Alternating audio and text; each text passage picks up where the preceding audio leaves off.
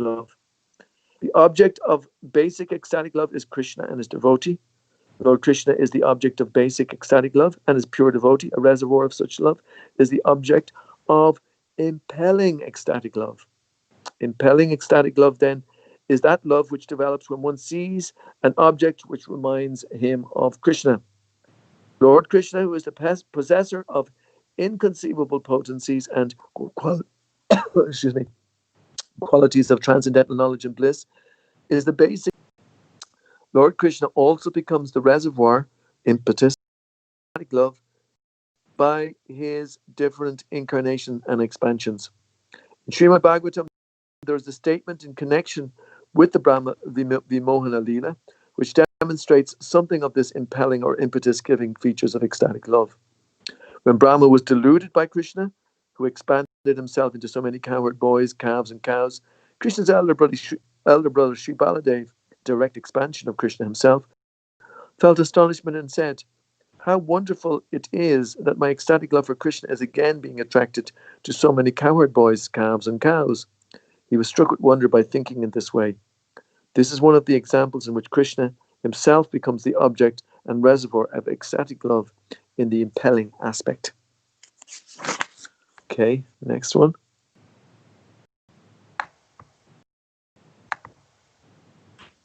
Hare Krishna. Chapter 21, Qualities of Sri Krishna. Personal features can be divided into two. One feature is covered and the other feature is manifested.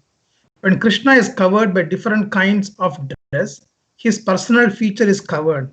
There is an example of his covered personal feature in Srimad Bhagavatam in connection with his Dwaraka Leela, his residence in Dwaraka as its king. Sometimes Lord Krishna began to play by dressing himself like a woman. Uddhava said, "How wonderful it is that this woman is attracting my ecstatic love exactly as Lord Krishna does. I think she must be Krishna covered by the dress of a woman." One devotee praised the bodily features of Krishna when he saw the Lord in his manifested personal feature. He exclaimed, "How wonderful is the personal feature of Lord Krishna! How his neck is just like a corn shell. His eyes are so beautiful as if were encountering the beauty of the lotus flower. His body is just like a tamala tree, very protected with a canopy of hair.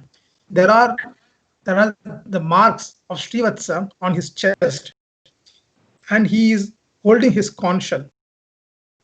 By such beautiful body of the demon Madhu has appeared so pleasing that he can bestow upon me transcendental bliss simply by seeing his transcendental qualities. Srila Rupa Goswami, after consulting various scriptures, he enumerated the transcendental qualities of the Lord as follows. 1. Beautiful feature of the entire body. 2. Marked with all auspicious characteristics. 3. Extremely pleasing. 4. Effulgent. 5. Strong. 6. Ever youthful. 7. Wonderful linguist. 8. Truthful. 9. Talks pleasingly. 10. Fluent. Highly learned. 12. Highly intelligent. 13. A genius. 14. Artistic. 15. Extremely clever. 16. Expert. 17. Grateful. 18. Firmly determined. 19. An expert judge of time and circumstances. 20. Sees and speaks on the authority of Veda or scriptures. 21. Pure. 22. Self-controlled. 23. Steadfast. 24. Forbearing. 25. Forgiving. 26. Grave. 27. Self-satisfied. 28. Possessing equilibrium. Magnanimous. Religious. Heroic. Compassionate. Respectful. Gentle. Liberal. Shy. The protector of surrounded souls. Happy. The well-wisher of devotees. Controlled by love. All auspicious. Most powerful. All famous. Popular. Partial to devotees. Very attractive to all women. All worshipable. All opulent. All honorable. The supreme controller. The supreme personality of Godhead has all these 50 transcendental qualities in fullness, as deep as the ocean. In other words, the extent of his qualities is inconceivable. as a part and parcel of Lord, part and parcel of Supreme Lord.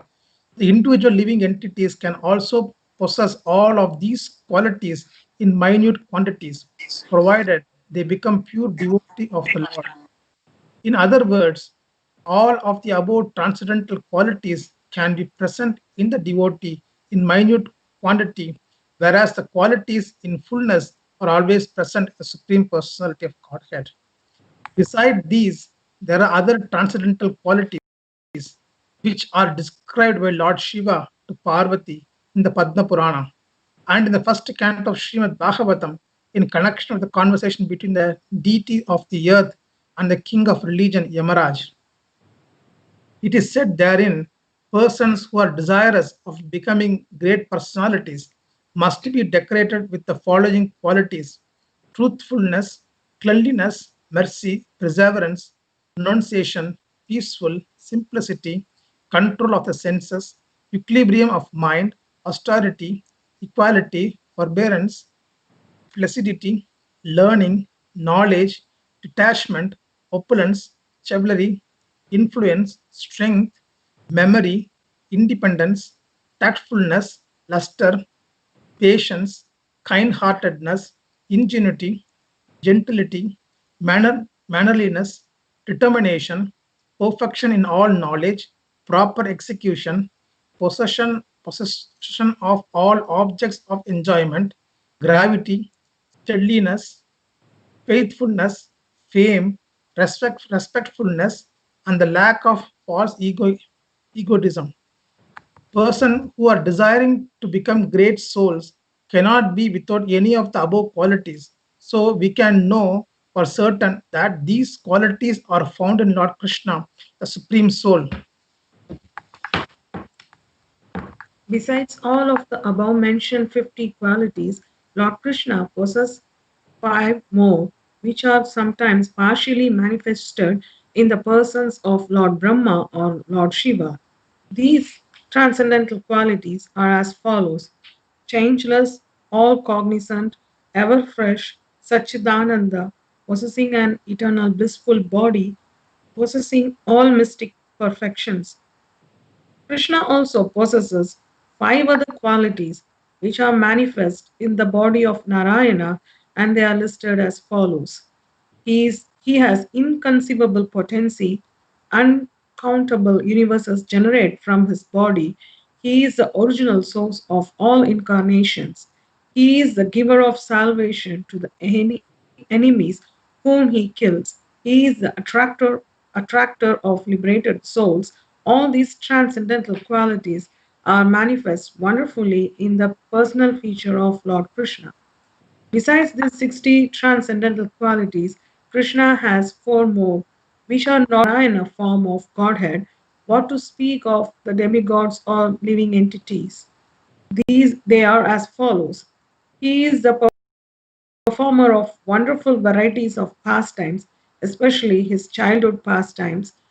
He is surrounded by devotees endowed with wonderful love of Godhead. He can attract all living entities all over the universes by playing on his flute. He is excellence of beauty that cannot be rivaled anywhere in the creation. Adding to the list these exceptional qualities of Krishna, it is to be understood that the aggregate number of qualities of Krishna is 64. Srila Rupa Goswami has attempted to give evidences from various scriptures about all 64 qualities in the person of the Supreme Lord. 1. Beautiful bodily features. Any comparison of the different parts of the body to different material objects cannot factually be a complete comparison. Ordinary persons who cannot understand how exalted are the bodily features of the Lord are simply given a chance to understand by a material comparison. It is said that Krishna's face is as beautiful as the moon, are powerful, just like the trunks of elephants. His arms are just like two pillars. His palms are expanded like lotus flowers.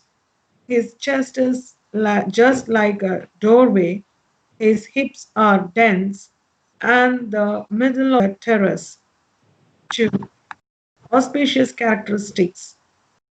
There are certain characteristics of different limbs that are considered to be very auspicious and are fully present in the body of the Lord. In this connection, one friend of Nanda Maharaja, speaking about Lord Krishna's auspicious bodily symptoms, said, "My dear king of the cowherds, I can find 32 auspicious symptoms on the body of your son. I am wondering how this boy could have taken his birth in a family of cowherd men. Generally, when Lord Krishna appeared in a family of Kshatriyas, kings, as did Lord Ramachandra, and sometimes in a family of Brahmanas. But Krishna accepted the role of son to Maharaja Nanda, despite the fact that Nanda belonged to the Vaishya community. The business of the Vaishya community is trade, commerce, and the protection of cows.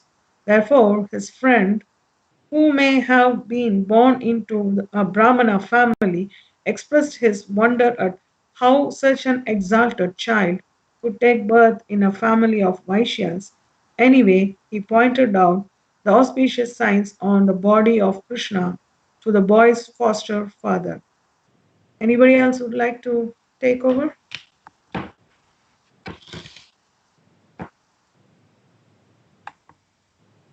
Hare Krishna.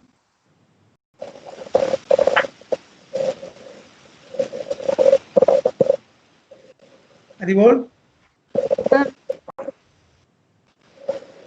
I just lost our place. We were reading the right place and we just lost our place. Can you tell me where you're again? It's Oh yeah. yeah. I'm looking for page numbers and there is This boy reddish luster in 7 places. His eyes, the end of his hands, his nails. Reddish luster in places which be auspicious. 3 parts of his body are very broad, waist, forehead, and chest. 3 parts of his body are short, his neck, thighs, and genitals. 3 parts of his body are very deep, his voice, intelligence, and nasal. There is highness in 5 parts of his body, his nose, arm, thighs. In 5 parts of his body there is fine his skin, the hairs on his head, and on the other parts of his body, his teeth, and his fingertips. The aggregate of all these bodily features is manifest only in the bodies of great personalities. 8 lines on the palm are also considered to be auspicious bodily symptoms. In this connection, one old gopi informed King Nanda, "Your son possesses various wonderful fate lines on his palms. There are the signs of lotus flowers and wheels on his palms, and on his soles there are the signs of a flag, a thunderbolt, a fish, a rod for controlling elephants, and a lotus flower. Please observe how auspicious these signs are." 3. Pleasing. Beautiful bodily features which automatically attract the eyes are called ruchira, pleasing. Krishna possesses this attractive feature of ruchira in his personal features. In the 3rd canto, 2nd chapter, verse 13 of Srimad Bhagavatam, there's a statement about this. The Supreme Personality of Godhead, in his pleasing dress, appeared at the scene of the sacrificial area when Yudhisthira was performing the Rajasuya sacrifice. All important personalities from different parts of the universe had been invited to the sacrificial arena, and all of them, upon beholding Krishna there, considered that the Creator had ended all of his craftsmanship in the creation of this particular body of Krishna. It is said that the transcendental body of Krishna resembles the lotus flower in 8 parts, namely his face, his 2 eyes, his 2 hands, his navel, and his 2 feet. The gopis and inhabitants of Vrindavan used to see the luster of lotus flowers everywhere, and they could hardly withdraw their eyes from such a vision. 4. Effulgent. The effulgence pervading the universe universe is considered to be the rays of the Supreme Personality of Godhead. The Supreme Abode of Krishna is always throwing off the effulgence known as Brahma Jyotir, and that effulgence is emanating from his body. The lustre of the hosts of jewels fixed on the chest of the Lord can defeat even the lustre of the sun, and still, when compared with the bodily lustre of the Lord, that crest of jewels appears to be only as bright as one of the stars, and the transcendental influence of Krishna is so great that it can defeat anyone. When Krishna was present in the sacrificial arena of his enemy King Kamsa, the wrestlers present, although appreciating the softness of the body of Sri Krishna, were afraid and perturbed when they thought of engaging with him in battle. Strong.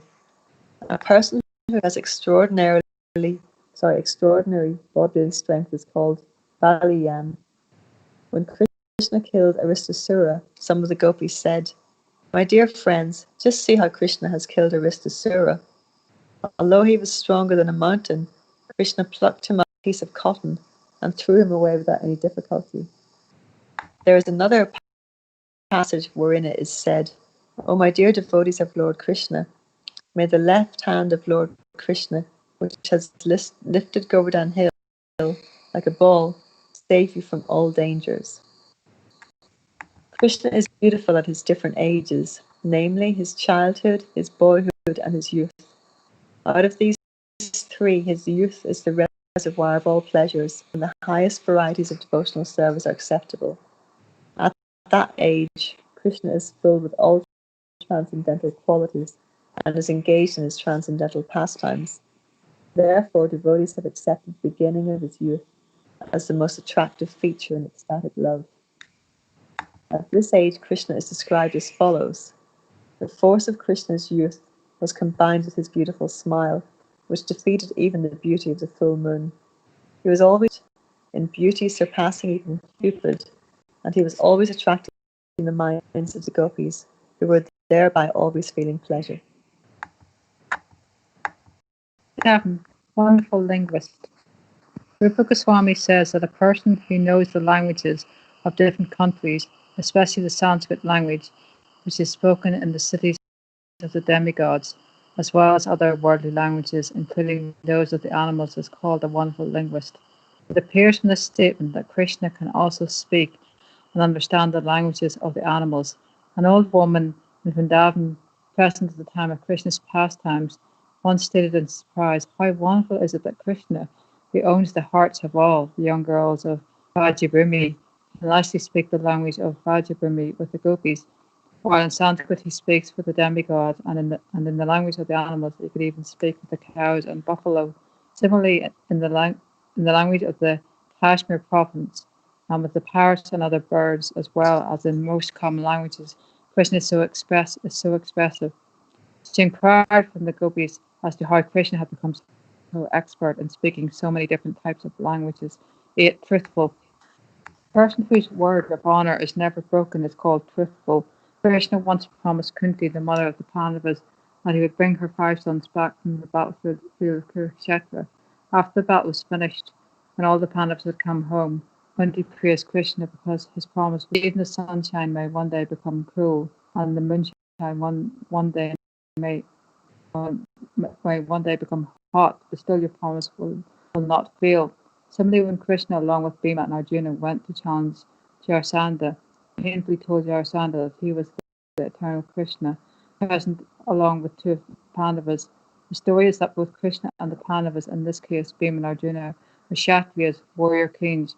Jarasandha was also Kshatriya and was very charitable towards the 2 Brahmanas who had planned to fight with Jarasandha, went to him with Bhima and Arjuna in the dress of Brahmins.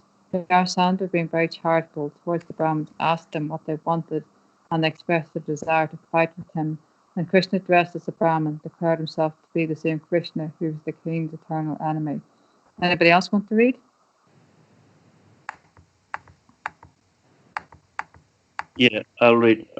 Pleasing talker, Hare Krishna. A person who can speak sweetly even with his enemy just to pacify him is called a pleasing talker. Krishna was such a pleasing talker that after defeating his enemy Kalia in the water of the Yamuna, he said, "My dear king of the snakes, although I have given you so much pain, please do not be dissatisfied with me. It is my duty to which are worshipped even by the demigods. Only in order to save them from the danger of your presence have I been obliged to banish." Kalia was residing within the water of the Yamuna, and as a result of the back portion of the river had become poisoned. Thus, so many cows had who had drunk the water had died. Therefore, Krishna, even though he was only 4 or 5 years old, dipped himself into the water, punished Kalia very severely, and then asked him to leave the place and go elsewhere. Krishna said, "At the time that the cows are worshipped even by the demigods," and he practically demonstrated at least people who are in Krishna consciousness to follow in his footsteps and give all protection to the cows. Cows are worshipped not only by the demigods, Krishna himself worshipped the cows on several occasions, especially on the days of Gopastami and Govinda Puja. Fluent 10. A person who can speak meaningful words with qualities is called Bhavadukka or fluent. There is a nice statement in Srimad Bhagavatam, Krishna speaking politely. When Krishna politely bade his father Nanda Maharaj stop the ritualistic offering of sacrifice to the rain god Indra, a wife of one village cowherd man became captivated. She later thus described the speaking of Krishna to her friends. Krishna was speaking to his father so politely and gently that it was as if he were pouring nectar into the ear of all present there. After hearing such sweet words from Krishna, who will not be attracted to him? Krishna's speech, which contains all good qualities of the in the universe, is described as in the following statement by Uddhava. The words of Krishna are so attractive, can immediately change the heart of even his opponent. His words can immediately solve all the questions and problems of the world. Although he does not speak very long, each and every word from his mouth contains volume of meaning. Um, these speeches of Krishna are very pleasant to my heart. Number 11, when a person is highly educated and he acts strictly on moral principles, he is called highly learned. A person conversant in different departments of knowledge is called educated. And because he acts on moral principles, he is called morally taught. Together, these two factors constitute learning. Krishna's receiving education from Sandipani Muni is described by Sri Nadarada Muni as follows. In the beginning, Lord Brahma and other are clouds of evaporated water from the great ocean of Krishna. In other words, first received the Vedic education from Krishna. As the clouds receive water from the ocean, that Vedic education or instruction by Brahma to the world was then reposed upon the mountains of Santipani Muni. Santipani Muni's instructions to Krishna are like a reservoir of water in the mountain, on the mountain, which flows as a river and goes again to mix with the source, the ocean of Krishna. To be more clear, the idea is that Krishna actually cannot be instructed by anyone, just as the ocean does not receive water from any source but itself. It only appears that the rivers are pouring water into the ocean. So it is clear that Brahma received his education from Krishna via the disciplic succession. The Vedic instruction was distributed. Sandipani Muni is likened to the river which is flowing down again to the same original ocean of Krishna. The Siddhas, the inhabitants of Siddhaloka, where all are born with fully developed mystic powers, and the Karanas, the inhabitants of a similar planet, pray to Krishna as follows: My Lord Govinda, the goddess of learning, is decorated with 14 kinds of educational ornaments. Her intelligence is all within the four departments of Vedas. Her attention is always on the law books given by great sages like Manu, and she is apparelled in 6 kinds of expert knowledge, namely Vedic evidence, grammar, astrology, rhetoric, vocabulary, and logic. Her constant friends are the supplements of Vedas, the Puranas, and she is decorated with the final conclusion of all education. And now she has acquired an opportunity to serve as a class friend in school, and she is now engaged in your service. Krishna does not require any education, but he gives a chance to the goddess of learning to serve him. Being self sufficient, Krishna does not require the service of any living entity, although he has many devotees. Because Krishna is so kind and merciful that he gives everyone the opportunity to serve him, as though he required the service of his devotees. Regarding his moral principles, it is stated in Srimad Bhagavatam that Krishna is ruling over Vrindavana as death personified to the thieves, as pleasing bliss to the pious, as the most cupid to the young girls, and as the most munificent personality to the poor men. He is as refreshing as the full moon to his friends, and to his opponents, he is the annihilated fire generated from Lord Shiva. Krishna is therefore the most perfect moralist in his reciprocal dealings with different kinds of persons. When he is death personified to the thieves, it is not that he is without moral principles or that he is cruel. He is still kind, because to punish thieves with death is to exhibit the highest quality of moral principles.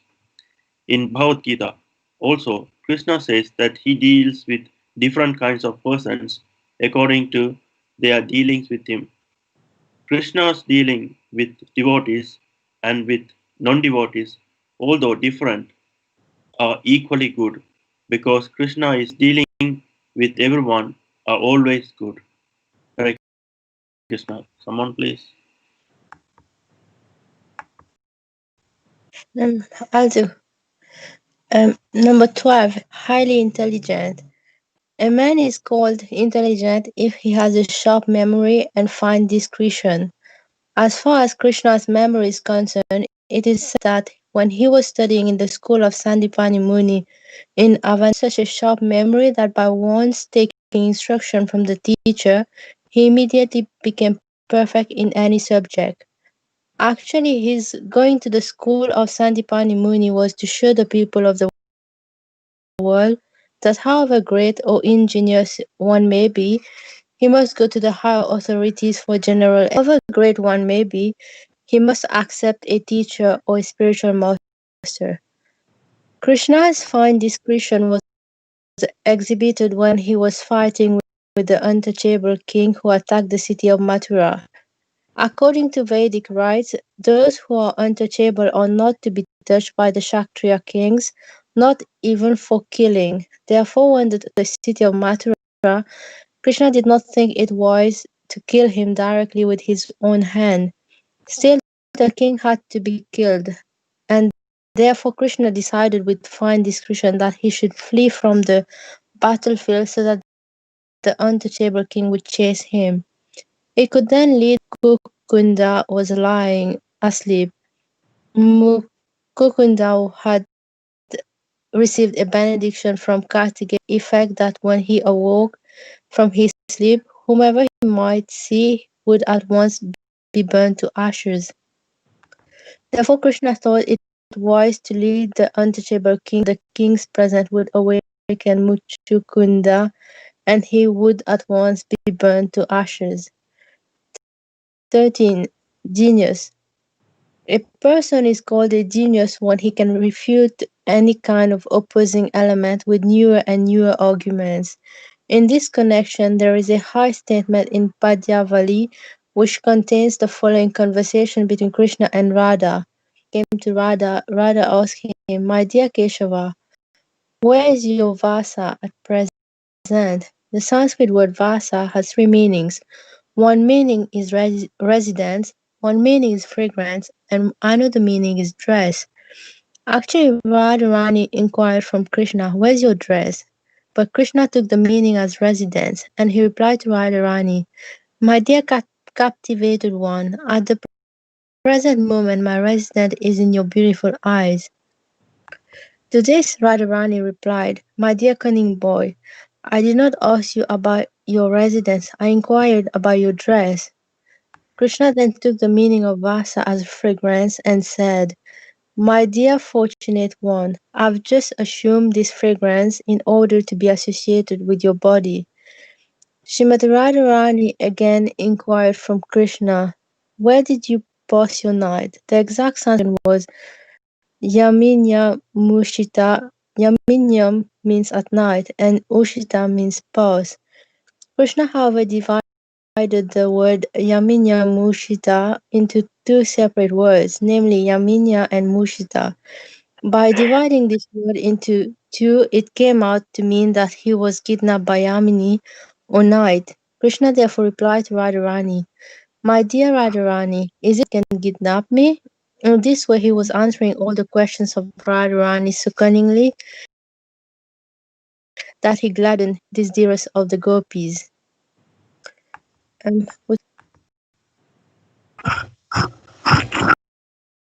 Okay, I'll do it. 14. Artistic. One who can walk and dress himself very artistically is called Vidigada. This exemplary characteristic was visible in the personality of Sri Krishna. It is spoken by Radharani as follows. "My dear friend, just see how Krishna has nicely composed songs and how he dances and speaks funny words and plays on his flute. He has dressed himself in such an enchanting way, as though he has defeated all kinds of players at the chessboard. He lives wonderfully at the topmost height of artistic craftsmanship." 15. Clever. A person who can perform various types of work at once is called clever. In this connection, one of the gopis said, "My dear friends, just see the clever activities of Sri Krishna. He has composed nice songs about the cowherd boys and is pleasing the cows. By the movement of his eyes, he is pleasing the gopis, and at the same time he is fighting with demons like Aristasura. In this way, he is sitting with different living entities in different ways, and he is thoroughly enjoying the situation. 16. Expert. Any person who can quickly execute a very difficult task is called expert. Although the expertise of Krishna, about the expertise of Krishna, there is a statement in the 10th canto, chapter verse 70 of Bhagavatam, where Shukadeva Goswami tells Maharaj Parikshit, O best of the Kurus, Sri Krishna cut to pieces all different weapons used by the different fighters. Formerly, fighting was done by releasing different kinds of arrows. One party would release a certain arrow, and the other party had to defeat it by counteracting it with another arrow. For example, one party was counteract this, the opposing party would have to release an arrow that could immediately turn the water into clouds. So from this statement, it appears that Krishna was very expert in counteracting the enemy's arrows. Similarly, at the Rasa dance, each and every gopi requested that Krishna individually became her partner, and Krishna immediately expanded himself into so many Krishnas in order to be coupled with each and every gopi. The result was that each gopi found Krishna by her side. 17. Grateful. Any person who is conscious of his friend's beneficent activities and never forgets his service is called grateful. In the Mahabharata, Krishna says, when I was away from Draupadi, she cried with the words, Hey Govinda. This call from me has put me in her debt, and that indebtedness is gradually increasing in my heart. This statement by Krishna gives evidence of how one can please the Supreme Lord simply by addressing him, Hey Krishna, Hey Govinda. The Mahamantra, Hare Krishna, Hare Krishna, Krishna Krishna, Hare Hare, Hare Rama, Hare Rama, Hare Rama, is also simply an address to the Lord and his energy. So to anyone who is constantly engaged in addressing the Lord and his energy, we can imagine how much the Supreme Lord is alive. It is impossible for the Lord to ever forget such a devotee. It is clearly stated in this verse that anyone who addresses the Lord immediately attracts the attention of the Lord to him. Another instance of Krishna feeling of obligation is stated in connection with his dealings with Jambavan. When the Lord was present as Lord Ramachandra, Jambavan, the great king of the monkeys, rendered very faithful service to him. When the Lord again appeared as Lord Krishna, he married Jambavan's daughter and paid him all respect that is usually given to superiors. And the person is obliged to his friends service that they want to. Since Krishna is the supreme honest personality, how can he forget an obligation to a servitor? 18. Determined. Any person who observes regulative principles and fulfills his promises by practical activity is called determined. As far as the Lord's determination is concerned, there is an example in his dealings with Harivamsa. This is in the king of heavens, Indra, and who was forcibly deprived of the Parijata flower. Parijata is a kind of lotus flower grown on the heavenly planets. Once Satyabhama, one of Krishna's queens, wanted that lotus flower and Krishna promised to deliver it, but Indra refused to part with his Parijata flower. Therefore there was a great fight. It was on one side and